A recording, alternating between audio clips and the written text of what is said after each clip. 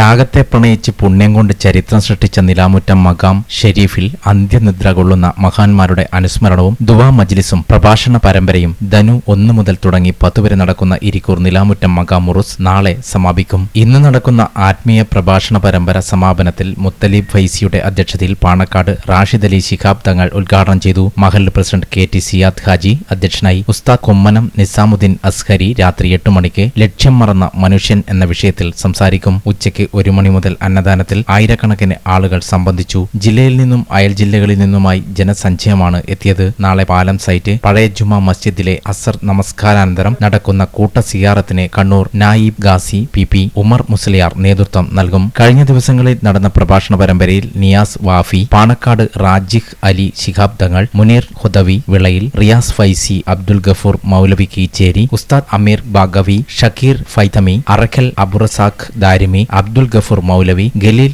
ഗുദവി കാസർഗോഡ്, പാണക്കാട് സാദിഖലി ബാഫക്കി തങ്ങൾ, അബ്ദുസമദ് പൂക്കോട്ടൂർ, റാഷിദ് അൽ അസ്ഹനി, ഹാളിൽ അബു ഷമ്മാസ് മൗലവി, അഡ്വക്കേറ്റ് ഓണമ്പള്ളി മുഹമ്മദ് ഫൈസി എന്നിവർ സംസാരിച്ചു. പതിറ്റാണ്ടുകളായി നടന്നുവരുന്ന ഇരിക്കൂർ നിലാമുറ്റം മഖാം ഉറൂസ് ഡിസംബർ 16 ആരംഭിച്ചത്.